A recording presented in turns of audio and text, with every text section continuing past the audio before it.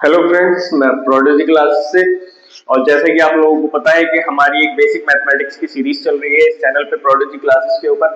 अगर आप लोगों को मैथमेटिक्स का बिल्कुल अंदाजा नहीं है और नहीं पता है कि कैसे की जाती है और बेसिक से आप लोग चाहते हैं कि हमें कोई बेसिक से सिखा दे, तो आप हमारी प्लेलिस्ट जीरो से हीरो पर जा सकते हैं। वहाँ पे कई सारी वीडियोज अब हो गई हैं, आप लोग वहां से वो वीडियोज देखें और खुद से सीखना शुरू करें। हमने बिल्कुल नंबर लाइन से स्टार्ट किया है और आज जो हम जिस वीडियो पे बात कर रहे हैं वो है फैक्टराइजेशन। पिछले वीडियो में हमने बोर्ड मास कंप्लीट किया था और बोर्ड मास के ऊपर कुछ क्वेश्चंस किए थे। इस बार जो आज हम टॉपिक लेकर के आए हैं वो है फैक्टराइजेशन। फैक्टराइजेशन क्या होता है? किसी भी बड़े नंबर को, किसी भी नंबर को उसके प्राइम फैक्टर्स में तोड़ने को फैक्टराइजेशन बोला जाता है। इस फैक्टराइजेशन का उपयोग कई जगहों पे किया जाता है। फॉर एग्जांपल, जब हम square roots and cube roots वाला चैप्टर पढ़ेंगे तो फैक्टराइजेशन का काफी ज्यादा उपयोग होता है। प्लस एडवांस मैथमेटिक्स में भी फैक्टराइजेशन का काफी ज्यादा यूज किया जाता है। अब हम थोड़ा सा फैक्टराइजेशन सीखने से पहले हमें दो तीन चीजों का ध्यान रखना है।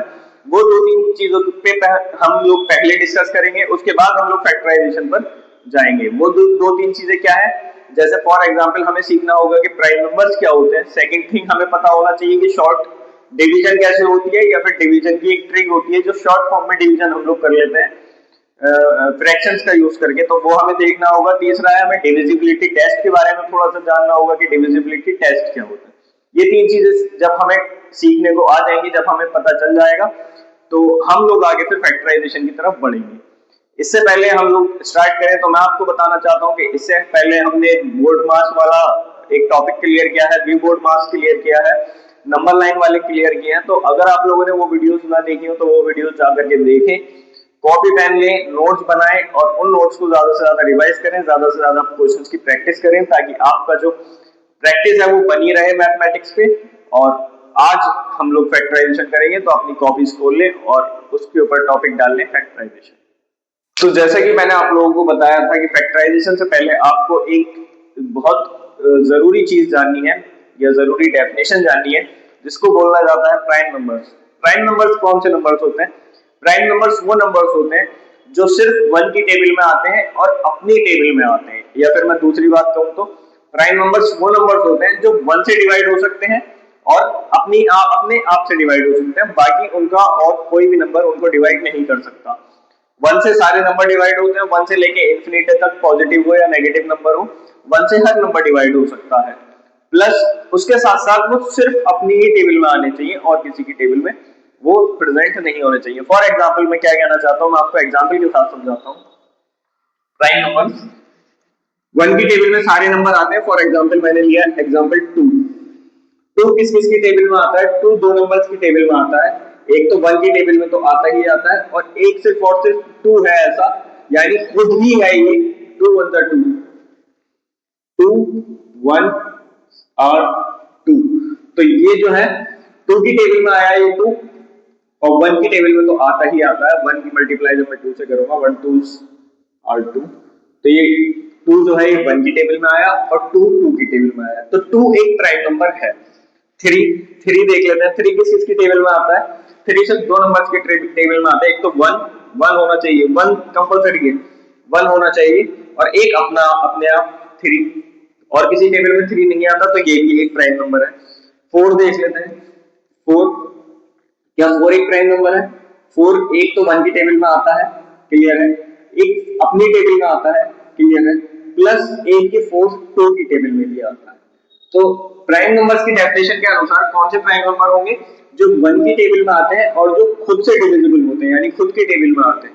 लेकिन ये एक टू की में भी आ गया, तो ये एक प्राइम नंबर नहीं है। फाइव देख लेते हैं, फाइव, फाइव किस किसकी टेबल में आता है? एक तो वन की टेबल में आता है फाइव, और एक सिर्फ अपनी टेबल में आता है फाइव, तो ये एक प्राइम नंबर है। 17 देख लेते हैं, 17 किस किसकी टेबल में आता है? वन की टेबल में आता है 17, और 17 खुद अपनी टेबल में आता है और किसी टेबल में 17 नहीं आता। 17 एक प्राइम नंबर है। 27 देख लेते हैं, क्या 27 आपको पता करना है क्या 27 प्राइम नंबर है? आप सबसे पहले ये देखिए कि किस किस की टेबल में आता है। वन की टेबल में आता है, क्लियर है, वन की टेबल में सारे नंबर्स आते हैं। फिर थ्री की टेबल में आता है, टू की में नहीं आएगा। थ्री नाइन 27 होते हैं, थ्री नाइन 27। फिर किसकी टेबल में आएगा?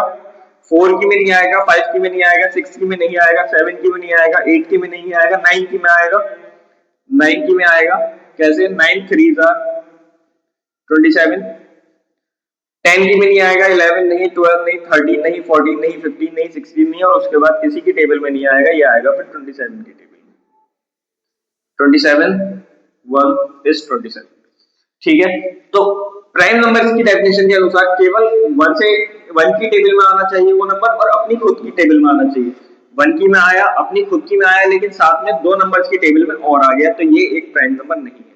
केवल 2 ही कंडीशन है, 1 की टेबल और वो अपनी टेबल में, बस, और किसी की टेबल में नहीं। फॉर एग्जाम्पल 11 ले लेंगे। क्या 11 एक प्राइम नंबर है? अगर मुझे ये जानना है 11 एक प्राइम नंबर है, मैं सबसे पहले देखूंगा किस किस की टेबल में आता है। 11 किस किस की टेबल में आता है? 1 की टेबल में आता है, 1 into 11 is equal to 11। और किसकी टेबल में आता है? और सिर्फ 11 की टेबल में आता है, और किसी टेबल में नहीं आता। 11 1 is 11, तो ये 11 एक प्राइम नंबर हुआ। दूसरी बात, यहाँ पे बच्चों को एक कंफ्यूजन होता है 1 के साथ। क्या 1 एक प्राइम नंबर है?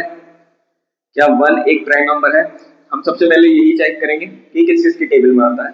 1 की टेबल में आता है, क्लियर है, आएगा। और 1 अपनी टेबल में भी आता है, क्लियर है, तो आएगा। तो इसका मतलब क्या, ये प्राइम नंबर हुआ, क्योंकि वो 1 की टेबल में भी आ रहा है और वो अपनी टेबल में भी आ रहा है। तो बच्चों ये एक प्राइम नंबर नहीं होगा, ये बिल्कुल भी एक प्राइम नंबर नहीं होगा। स्मॉलेस्ट प्राइम नंबर आपको याद रखना है 2 है, स्मॉलेस्ट प्राइम नंबर 2 है, और यही स्मॉलेस्ट प्राइम नंबर 2 है, और यही इकलौता एक इवन प्राइम नंबर है। Even prime number, single even prime number, इसके बाद कोई भी प्राइम नंबर इवन नहीं होता। इवन बेसिकली जो 2 की टेबल में आता है, इवन कहते हैं, इवन नंबर्स वो नंबर्स होते हैं जो 2 की टेबल में आते हैं, ऑड नंबर्स वो नंबर्स होते हैं जो 2 की टेबल में नहीं आते। बैक टू द टॉपिक, क्या 1 एक प्राइम नंबर है? 1 एक प्राइम नंबर नहीं है, क्योंकि प्राइम नंबर की डेफिनेशन के अनुसार वो 1 की टेबल में आए और वो अपनी टेबल में आए। अब आप देखेंगे 1 की टेबल में आया और वो अपनी टेबल में आया, बट ये दोनों बातें एक ही तो हुई, ये दो बातें अलग अलग कहां हैं? जैसे फॉर एग्जांपल इस वाले केस में देखेंगे, 1 की टेबल में आया, अपनी टेबल में आया, ये दोनों अलग अलग नंबर थे। 1 की टेबल में आया, अपनी टेबल में आया, अलग अलग नंबर थे। 1 की टेबल में आया, अपनी टेबल में आया, दोनों अलग अलग बातें हैं, अलग अलग नंबर है, तो ये सब प्राइम नंबर है। बट 1 के केस में 1 की टेबल में आना और अपनी टेबल में आना दोनों सेम ही बात है, तो ये एक ही कंडीशन को सेटिस्फाई कर रहा है, दूसरी कंडीशन को सेटिस्फाई कर ही नहीं रहा है, इसलिए 1 is not a prime number.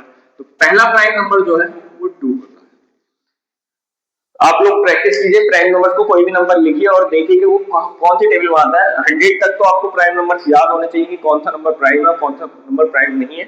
Copy पर टेस्ट कीजिए, 1 to 100 लिखिए और हर नंबर को चेक कीजिए कि क्या वो प्राइम नंबर है या वो नहीं है। हमारा जो नेक्स्ट टॉपिक है वो है डिवीजन। डिवीजन आप लोगों को आता होगा। फॉर एग्जाम्पल अगर मैं लिखूं 12 नहीं 24, अगर मैं लिखूं 22 डिवाइडेड बाय 2, तो हम लोग कैसे करते हैं? जो पहले नंबर होता है, जो पहले गिवन नंबर है, वो तो अंदर जाएगा डिब्बे के, और जो बाद में नंबर दिया हुआ है गिवन, वो डिब्बे के बाहर आएगा। इसको पहले वाले नंबर को पहले करेंगे, ये वाला पहले किया जाता है। 2 1 2, यहाँ कुछ नहीं बचेगा, माइनस करूंगा तो 0 बचेगा। ये 2 जो है ये नीचे कॉपी होके आ जाएगा। फिर मैं 2 को फिर डिवाइड करूंगा, 2 1 2, तो यहाँ फिर कुछ नहीं बचेगा। इसका जो आंसर हो जाएगा 11। आपको डिवीजन थोड़ा सा समझना होगा, इसके कहने का मतलब क्या है। इसके कहने का मतलब ये है कि अगर मैं 2 को 11 से मल्टीप्लाई करूंगा तो मेरे पास 22 मिल जाएगा, यानी 2 को अगर मैं 11 से मल्टीप्लाई करूंगा तो वो 22 आ जाएगा। डिवीजन मुझे ये बताता है। डिवीजन मुझसे कहना क्या चाह रहा है? डिवीजन मुझसे ये कहना चाह रहा है कि ये 22 2 की टेबल में कितने टाइम्स आता है, मैं 2 की किस नंबर से मल्टीप्लाई करूं, किस नंबर से मल्टीप्लाई करूं जो 22 आ जाए।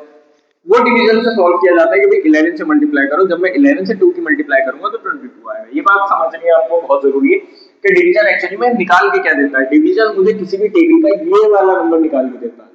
अगर मैं लिखूं 224 इज इक्वल्स टू 48, तो ये वाला नंबर मुझे डिवीजन निकाल के देता है। अगर मैं 48 को डिवाइड करूंगा 2 से तो मुझे ये मिलेगा 24। अब इसको शॉर्ट में करना होगा क्योंकि बार बार ऐसे करना पॉसिबल नहीं है कि बॉक्स बनाएं और ऐसे करें। इसकी एक शॉर्ट फॉर्म होती है जो फ्रैक्शन के फॉर्म में होती है। फ्रैक्शन में जाएंगे तो और अच्छे से सीखेंगे, अभी के लिए सिर्फ इंट्रोडक्शन काफी है कि कैसे करनी है, क्या करना है, क्योंकि फैक्टराइजेशन में थोड़ा सा उसका यूज होता है नंबर्स को चेक करने के लिए कौन से नंबर से डिवाइड हो रहा है कौन से नहीं हो रहा है। फॉर एग्जाम्पल मैंने यहाँ पे 24 ही लिख लेता हूँ, 48 ही लिख देता हूँ पहले। 48 लिखा और नीचे लिख दिया 2। जिस नंबर से डिवाइड करना है वो तो नीचे जाता है, यानी ये तो नीचे जाएगा, डिवाइड का साइन चेंज हो जाता है एक लाइन में, और ये जो नंबर होता है ये ऊपर आ जाता है। अगर मैं इसको इस फॉर्म में लिखूं तो ये बनेगा 48 डिवाइडेड बाय 2। जो 48 है वो तो ऊपर रहेगा, डिवाइड चेंज हो जाएगा लाइन में, जो 2 है वो नीचे की तरफ आ जाएगा। ये कुछ ऐसा सिस्टम बन जाता है, इसी को हम फ्रैक्शन कहते हैं। बेसिकली ऊपर न्यूमरेटर है नीचे डिनोमिनेटर है।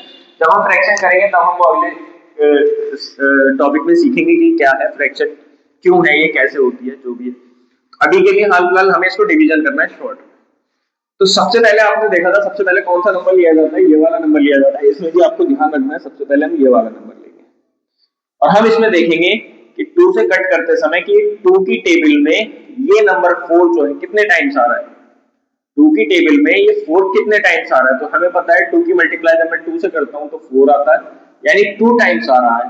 तो यानी कि इसे मैं कट कर दूंगा। इसे कट करना एक स्टैंडर्ड फॉर्म होती है, दिखाना कि मैं काट रहा हूं।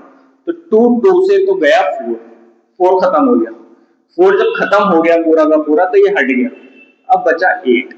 तो 2 की टेबल में 8 कितने टाइम्स आता है, तो आपको याद होंगी टेबल, 15 तक टेबल्स याद कर लीजिए, 20 तक कर लेंगे तो ज्यादा अच्छा रहेगा। 2 4s आर 8, कितने टाइम आता है 8 2 की टेबल में, 4 टाइम, 4 टाइम। तो यानी कि ये जो 24 है ना, ये मेरा क्वोशंट बन गया। क्वोशंट बोले तो 24 मेरा आंसर बन गया। अगर मैं 48 को ऐसे डिवाइड करके दिखाऊं आपको, तो भाई 48 जो पहले लिखा है वो अंदर जाएगा, जो बाद में लिखा है वो बाहर आएगा। तो 2 2 जा 4, यहाँ माइनस करूंगा कुछ नहीं बचेगा, 8 में नीचे कॉपी करूंगा और 2 4 जा 8 से माइनस करूंगा तो 0 आ जाएगा। तो ये 24 24। क्लियर। नेक्स्ट क्वेश्चन या नेक्स्ट एग्जांपल, मान लीजिए मुझे लेना है 132 डिवाइडेड बाय 4। 132 को डिवाइड करना है 4 से। मैंने आपको क्या बताया, जो सबसे पहले लिखा है वो तो ऊपर लिखा जाएगा, डिवाइड चेंज हो जाएगा लाइन में और 4 आ जाएगा नीचे। ठीक है, स्टैंडर्ड फॉर्म में पूरा कट करना पड़ेगा, लेकिन सबसे पहले मुझे देखना है सबसे पहले नंबर को। सबसे पहला नंबर क्या है 1, और किसे डिवाइड कर रहा हूँ 4 से, तो ये 1 से छोटा, 4 से छोटा है। जब भी ऐसा केस पैदा होगा कि वो नंबर दिए गए नंबर की टेबल में नहीं आएगा, क्योंकि 4 1 जा 4 होता है, तो 4 की अगर मैं 1 से ही मल्टीप्लाई करूंगा तो 4 आएगा, तो ये 1 तो बहुत कम रह जाएगा। तो मैं इस केस में 2 नंबर ले लूंगा। सेम हम डिवीजन में भी करते हैं। बेसिकली 2 नंबर ले लिए मैंने। 2 नंबर क्या मुझे दिखा रहे हैं कि 13 बन गया। अब 4 की टेबल में या तो 13 आए या फिर 13 से छोटा नंबर आए, तो मुझे पता है 4 1 4, 4 2s are 8 and 4 3s are 12 and 4 4s are 16। तो 4 4 अगर मैं करूंगा तो 16, तो वो तो 13 से बड़ा हो गया, तो ये तो मैं नहीं लूंगा। अगर मैं 4 2s करूंगा तो एक है ये छोटा हो जाएगा, क्योंकि 4 3s are 12। मुझे ऐसा नंबर लेना है जो बिल्कुल इस नंबर के आसपास हो, या तो यही हो या फिर बिल्कुल आसपास प्लस छोटा, बड़ा नहीं छोटा। 12, 4 3s are 12, 3 टाइम्स आ रहा है 12, तो मैं यहाँ 3 लिख दूंगा, यहाँ आया 12। अब यहाँ पे 13 था एक्चुअल में, बट मैंने 12 लिया है, तो यहाँ पे एक बचा है, एक बचा है। वो एक यहाँ से जंप करके इस 12 के पास चला जाता है और वो इसको 12 बना देगा। क्या बना देगा, वो इसको बना देगा 12। 3 नहीं बनाएगा, याद रखिएगा 3 नहीं बनाएगा, वो इसको बना देगा 12। अब मुझे ये देखना है कि 4 की टेबल में 12 कब आता है, 3 टाइम्स ही आता है, तो ये वाला 12 भी कट हो जाएगा पूरा और ये 33 आ जाएगा। जब आप डिवीजन करके देखेंगे 132 का 4 टाइम्स तो वो 33 आएगा। तो ये मैंने 6 क्वेश्चन और लिखे हैं, अलग अलग तरीके के क्वेश्चन है, ताकि आप लोगों को एक समझ में आ सके कि अलग अलग तरह के क्वेश्चन कैसे सॉल्व कर सकते हैं। पहला क्वेश्चन है 495 डिवाइडेड बाय 5। 495 पहले लिखा है तो मैं इसलिए इसको ऊपर लिखूंगा, 5 बाद में है, डिवाइड की जगह मैंने लाइन बना दी, 5 बाद में है तो 5 नीचे आ जाएगा। डिवाइड करूंगा स्टैंडर्ड फॉर्मूला में, पहले कट कर दूंगा। सबसे पहले मुझे पहला नंबर देखना है, तो वो 5 से छोटा है, लेकिन 5 की अगर मैं 1 से मल्टीप्लाई करूंगा तो ही 5 आएगा, यानी 5 से छोटा नंबर 5 की टेबल में नहीं आ सकता, तो ये 4 तो नहीं आएगा। जब ये नहीं आएगा तो मैं क्या करूंगा, मैं इन दोनों नंबर्स को साथ ले लूंगा। अब मैंने इन दोनों नंबर्स को साथ ले लिया, ये बन गया मेरे पास 49। 5 की टेबल में और या तो 49 आए या फिर 49 से जस्ट छोटा आए। 5 9 जा 45, 5 9 जा 45, अब 5 8 जा 40। मैं 40 नहीं ले सकता, मैं 40 नहीं लूंगा क्योंकि 40 के बाद भी एक नंबर ऐसा है जो इससे छोटा है, और 5 10 जा 50, 50 तो बड़ा हो जाएगा तो 10 तो आ ही नहीं सकता, तो मुझे 5 9 जा 45 लेना होगा, यानी 9 टाइम्स 45 है, 9 टाइम्स 45 आया।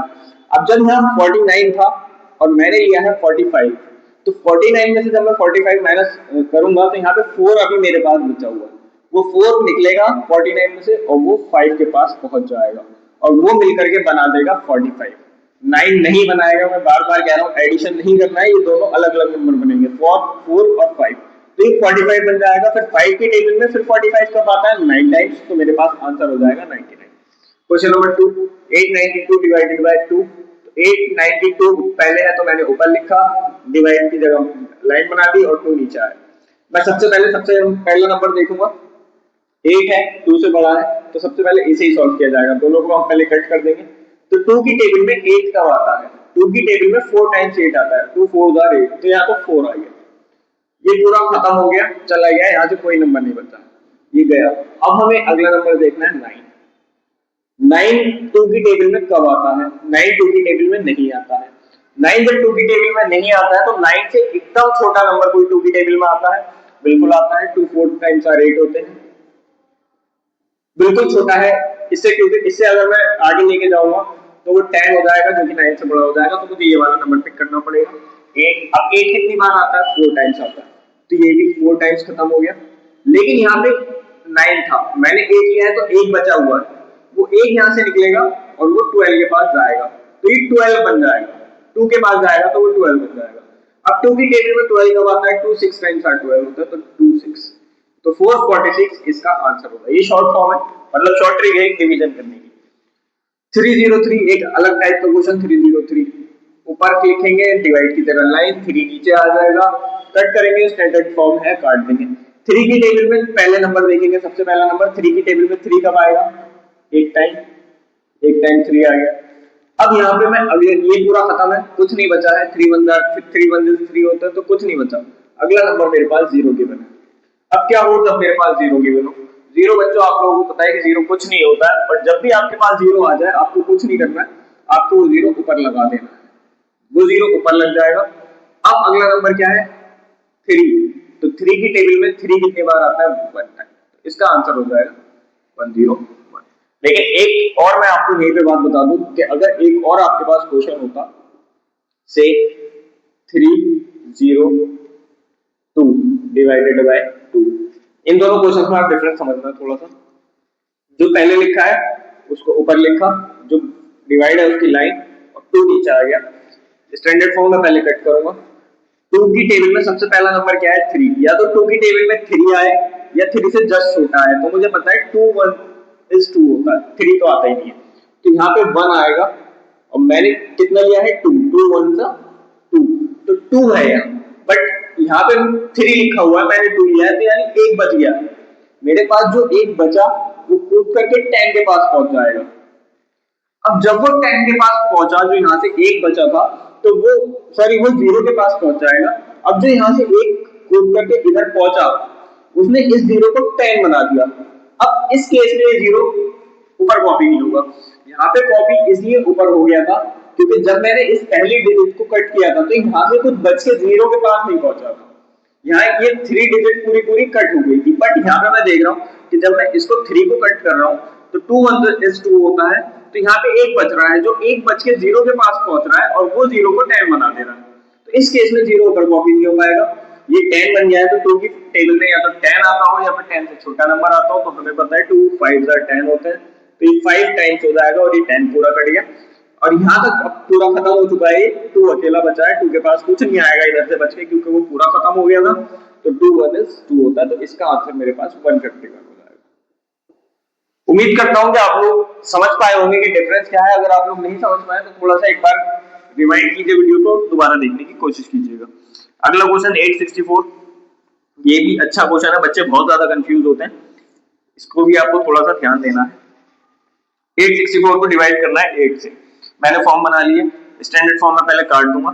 सबसे पहले डिजिट देखूंगा 8 है, तो 8 की टेबल में 8 कम आता है एक बारी, 1 लगा दिया मैंने। अब मुझे जो अगला नंबर दे रखा है, क्योंकि ये सब खत्म हो गया, ये 8 खत्म हो गया इस जगह से, अब यहाँ से कुछ भी बच के इसके पास नहीं आया, क्योंकि 8 की टेबल में पूरा पूरा आ गया। यहाँ पे नेक्स्ट नंबर में चेक करूंगा तो वो 6 है, वो 6 8 की टेबल 8 से छोटा है, बेसिकली 8 की टेबल में 6 आ ही नहीं सकता। अगर आप 8 को 1 टाइम भी लेंगे तो 8 आएगा, 6 की तो कोई गुंजाइश ही नहीं है कि वो आ सके। तो अब इस केस में मुझे क्या करना पड़ेगा, मुझे जबरदस्ती बराबर वाले नंबर से कहना पड़ेगा 4 से कि भाई मैं रह गया अकेला और तुम आ जाओ मेरे साथ। तो ये 6 इस बराबर वाले 4 को चुपचाप अपने साथ ले लेगा और ये बना लेगा 64। अब जब ऐसी कंडीशन सामने आती है कि ये 6 बराबर वाले नंबर को अपने साथ जोड़ीदार बना ले, तो आपको वो एक 0 ऊपर लगाना पड़ेगा। ठीक है, 0 आपने ऊपर लगाया, ये 64 1 बन गए, तो 8 की टेबल में 64 कब आते हैं, 8 टाइम्स आर 64, 8 64। एक क्वेश्चन एक और ऐसा करके देख लेते हैं। मान लीजिए आपको दे रखा है 749 डिवाइडेड बाय 7, कट करूंगा। सबसे पहला नंबर देखा 7 है, 7 की टेबल में 7 कब आता है, 1 टाइम आता है, क्लियर। अब ये क्लियर हो गया, यहाँ से पूरा कुछ नहीं बचा है। मैं अगले नंबर को देखूंगा, 4 है, 7 से छोटा नंबर है, 7 की टेबल में 4 कभी आ ही नहीं सकता, क्योंकि 7 की 1 से भी मल्टीप्लाई करूंगा तो 7 आता है। मिनिमम नंबर 7 की टेबल में 7 आ सकता है, तो 4 के तो कोई गुंजाइश ही नहीं है। अब ये 4 क्या बोलेगा 9 से कि भाई ऐसा है मैं अकेला पड़ गया, तुम मेरे साथ आ जाओ, जोड़ी बना लो। तो जब ये बोलेगा इससे, तो इस पहले यहाँ पे हमें 0 लगाना पड़ेगा और फिर ये दोनों जोड़ी बना लेंगे, ये 49 हो जाएंगे। और 49 7 की टेबल में कब आता है, 7 टाइम्स 49। उम्मीद। नेक्स्ट क्वेश्चन देखेंगे 263 डिवाइडेड बाय 2। 2 से पहले मैंने स्टैंडर्ड फॉर्म फॉलो की। 2 की टेबल में सबसे पहले पहला नंबर देखूंगा, 2 की टेबल में 2 कब आता है, 1 टाइम, हो गया, ये पूरा खत्म हो गया। अगला नंबर क्या है, 6 है, 2 की टेबल में 6 कब आता है, 3 टाइम, 2 3 जा 6, ये भी पूरा खत्म हो गया, कुछ नहीं बचा यहाँ से जो 3 के पास पहुंचे। अब मेरे पास इधर रह गया 3। अब ये जो क्वेश्चन है ना, इसी को हम फ्रैक्शन में डेसिमल क्वेश्चन कह देते हैं। यहाँ पे डेसिमल आएगा बेसिकली डिवीजन में, वो आप लोगों को मैं बताऊंगा नहीं, वो रिमाइंडर केस भी है और डेसिमल केस भी है। कैसे है कि 2 की टेबल में 3 तो कभी आ ही नहीं सकता, पॉसिबल ही नहीं है। 2 1 is 2 होते हैं, 2 2 are 4 होते हैं, तो ये बीच में आएगा 1 और 2 के कहीं। तो हमें इस क्वेश्चन को इस तरीके से डिवीजन नहीं करना है, या कर भी सकते हैं बेसिकली, वो मैं आपको फ्रैक्शन में सिखाऊंगा कि कैसे कर सकते हैं। अभी के लिए यहाँ पे एक रिमाइंडर बचेगा, क्योंकि जब मैं 2 1 2 लूंगा तो यहाँ पे वो 1 बचेगा, और वो 1 आगे नहीं जा सकता, क्योंकि आगे कोई डिजिट ही नहीं है कि वो आगे जाके किसी और के साथ बनाए, अपना पेयरिंग करे। तो वो ये थोड़ा एक रिमाइंडर क्वेश्चन हो जाता है। कैसे हो जाएगा रिमाइंडर, ऐसे हो जाएगा 263 डिब्बे के अंदर लिखा, 2 बाहर आया तो 2 1 2 हो जाएंगे, माइनस करके यहाँ कुछ नहीं बचेगा, 6 यहाँ पे कॉपी होगा, 2 3 6 हो जाएगा, यहाँ कुछ नहीं बचेगा, ये 3 यहाँ पे कॉपी हो जाएगा, 2 1 2 हो जाएगा, तो यहाँ ये 1 बचता है, और इसी 1 को बोलते हैं रिमाइंडर। तो ये रिमाइंडर क्वेश्चन है बेसिकली। ये 131 इसका आंसर नहीं होगा, इसका 131.5 होगा, वो हम फ्रैक्शन में देखेंगे कैसे। ये भी एक रिमाइंडर क्वेश्चन है। 750 को ऊपर लिखा, नीचे 7 लिखेंगे, 7 1 is 7, 7 1 is 7, पूरा खत्म हो गया है, पूरा खत्म हो गया है, इसके पास कुछ नहीं गया। अब ये देखा मैंने, नेक्स्ट नंबर 5 था, इस वाले नंबर से छोटा था, ये 5 इस 0 से बोलेगा कि भाई आपको मेरे साथ पेयरिंग करनी पड़ेगी, प्रॉब्लम हो गई है, मैं छोटा रह गया बहुत ज्यादा। जब ये 0 इसके साथ पेयरिंग करेगा तो 0 हमें ऊपर लगाना पड़ेगा। ये केस मैंने आपको कौन सा पढ़ाया था, ये वाला, 0 पेयरिंग होगी, 0 लग गया, लग जाएगा ऊपर। अब ये दोनों बन गए 50। 7 की टेबल में 50 कब आता है, 7 की टेबल में 50 आता ही नहीं है, क्योंकि 7 7 49 होते हैं और 7 8 56 होते हैं। तो भाई ये 50 जो है ये इन दोनों के बीच में आएगा सॉरी। तो ये भी एक रिमाइंडर वाला केस है, यहाँ पे भी रिमाइंडर बचेगा। और अगर आपसे पूछा जाए कितना बचेगा, तो वो भी आप लोग बता सकते हैं कि भाई 7 7 49 हो जाएगा, यहाँ से 49 हो जाएगा, 49 को मैं कट कर दूंगा, एक बचेगा, क्योंकि ये 50 लिखा हुआ है, वो एक जो होगा वो एक रिमाइंडर हो जाएगा। तो जैसे कि आप लोगों ने देखा कि मैंने आप लोगों को 6 क्वेश्चन यहाँ पे प्रैक्टिस कराई डिविजिबिलिटी की, डिवाइड करने की बेसिकली शॉर्ट तरीके से। आप लोगों को इसकी ज्यादा से ज्यादा प्रैक्टिस करनी है ताकि ये आपको बहुत अच्छे से आ जाए, क्योंकि इसके आने वाले टाइम में बहुत ज्यादा जरूरत पड़ने वाली है। आपको जब भी डिवाइड करने को बोला जाएगा तो आप लोग इस फॉर्म से नहीं करेंगे, ये बॉक्स वाली फॉर्म ये बच्चों के लिए होती है, बच्चों के लिए छोड़ दी जाती है। आप लोगों को इसी तरीके से डिवीजन करनी है आगे चल के हर क्वेश्चन के अंदर। तो इसलिए ज्यादा से ज्यादा आपकी प्रैक्टिस होनी चाहिए इस चीज को लेकर के कैसे डिवीजन हमें करना है। आज के लिए इतना ही। अगले टॉपिक में मैं आप लोगों को एक डिविजिबिलिटी टेस्ट कराऊंगा। डिविजिबिलिटी टेस्ट जरूरी है फैक्टराइजेशन से पहले, और उसको कंप्लीट होते ही हम लोग आगे बढ़ जाएंगे फैक्टराइजेशन की तरफ। आज के लिए होमवर्क क्वेश्चन मैंने आप लोगों के लिए लिख दिए हैं। एक है 1 3 4 2 2 डिवाइडेड बाय 3। आपको बॉक्स बना करके नहीं करना है, आपको वैसे ही करना है जैसे मैंने आपको बताया था। 1 3 4 ऊपर लिखेंगे, जो पहले है वो ऊपर, जो बाद में है वो नीचे, फिर आप इसको सॉल्व करेंगे। सेम आपको इसी तरीके से, सॉरी 3 से नहीं, इसको आपको 5 से करना है डिवाइड। आप इसको 5 से डिवाइड करेंगे, तो आप इसको 5 से डिवाइड करेंगे और मुझे आंसर जरूर कमेंट बॉक्स में कमेंट करके बताएंगे कि आंसर क्या आया है। अगर आप लोगों को वीडियो अच्छी लग रही है तो आप वीडियो को लाइक कीजिए। अगर आपको कोई कमी लग रही है हमारी वीडियो में तो आप उस कमी को बिल्कुल कमेंट कीजिए, और वो हम कोशिश करेंगे कि आने वाले टाइम में उस कमी को हम दूर कर दें। बेसिक मैथमेटिक्स की सीरीज चल रही है 0 से हीरो तक की, तो हम यहाँ पर एडवांस मैथमेटिक्स तक लेकर के जाएंगे। 9th class, 10th class, 11th class और शायद 12th क्लास भी हम कवर करेंगे। अभी फिलहाल के लिए बेसिक मैथमेटिक्स चलेगी जितने भी टाइम। आज के लिए इतना ही। अगर आप लोगों को हमारा कंटेंट अच्छा लग रहा है तो आप प्लीज हमारे चैनल को सब्सक्राइब करें, ताकि आपसे कोई भी वीडियो फ्यूचर टाइम में मिस ना हो पाए। थैंक यू, जय हिंद।